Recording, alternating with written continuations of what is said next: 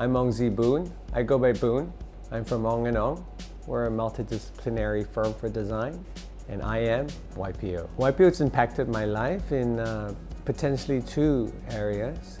The first area for me would clearly be the network of meeting others of my peers and learning about the world and how business is done. That's possibly one good area to impact my life. And there's another area in the area of going beyond the boundaries of the norm. So these two things, aside from networking, the other would be pushing me beyond the natural business bounds. I'd like to say that for a YPOer who's been active for 10 years, one thing I'd like to leave behind for the next generation of YPOers is to boldly go to the beyond of what you think is just a way of doing business. You have to see beyond your industry, your market. You need to look at other industries and other markets and say, how is it that it's working over there and how can it work for me over here? I need that sort of curious mind and pushing beyond the usual boundaries of business. The business began as an architectural design firm. And, I looked at it. I looked at other businesses around us, from hypermarts to bookstores, and I was coming to terms that the world was changing. That consumers were not going to a bookshop just for a book, but they were going to a bookshop for a book, possibly a magazine, and a cup of coffee. So I started asking, if a person needs an architect to design a building, wouldn't it be a natural connect the dot to say, well, if there's a building, there must be interiors to the building. And there must be the outside to the building, like the landscape or lighting up of the building. And if the building is large enough, you need wayfinding, brand engagement, environmental branding. So I said to myself, if that's the way the world is going to go, we really need to think out of that boundary again and learn from the other business and say, are we going to continue squarely just as an architectural firm and say, I only do architecture, I don't know anything else? Or do we say that I am an architectural firm and I will do it integrally as a whole because I understand the purpose of this building and the design and what the experience we want people to have as they visit the building and as they leave the place with the memories that they carry with them. So it's not just squarely architecture anymore. In today's exponential world of change, we all know disruption, agility, these are all catchphrases. We are very big at digital technologies as well in this organization.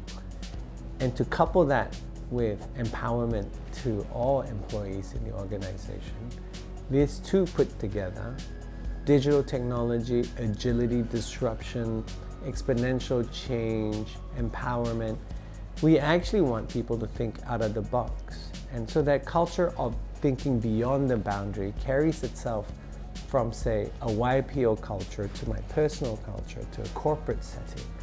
So today we encourage everyone to use all those extensions that are available to them to really get out of that box, think different. A column doesn't have to be straight. A column can be curved. If you are prepared to think out of the box, and computers today, if you adopt that, can calculate something that we would never be able even to draw. I would contest that computer, when you adopt it today, allows you to permutate calculations beyond your mind. And if you're ready for that, your designs can be so different. And this organization would like to embrace out of that box, doing it different, seeing it different, and just being different. So I've been in business for a long time, 20 years. Still young, but long time.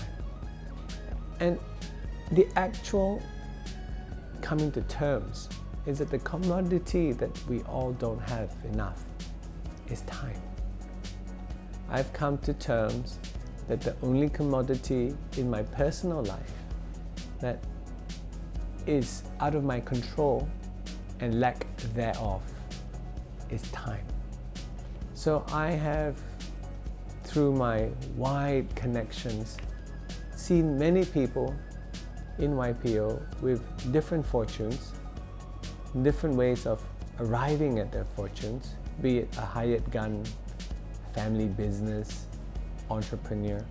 But the one consistent thing that everyone comes to term, hopefully sooner than later, is time. And once you arrive at that understanding that what you're really a lack of is time, or short of is time, I think as I have, one might choose a different path in life. Time is everything. Life is short. I choose to get out there in this world to do all the things that I can possibly do in that short time, to maintain my health and fitness so that I have that in my personal life journey, because without that, no time.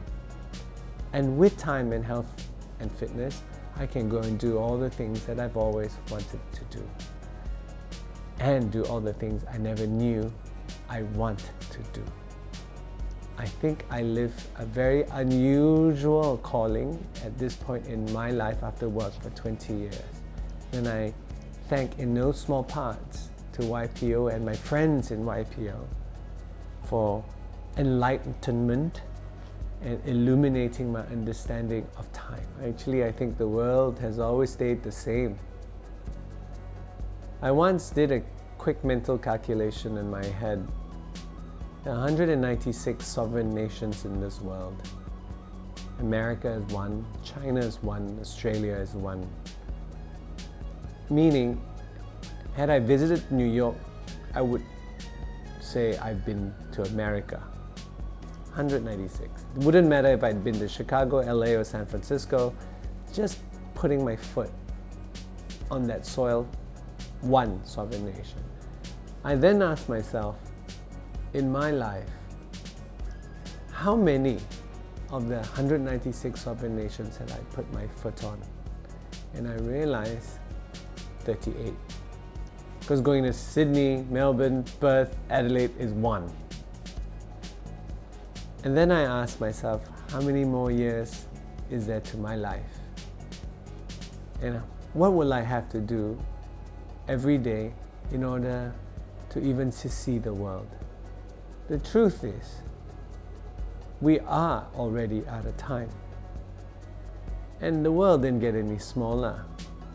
The world is still out there, and it offers us so much that the bigger question is, do you know that you're already out of time?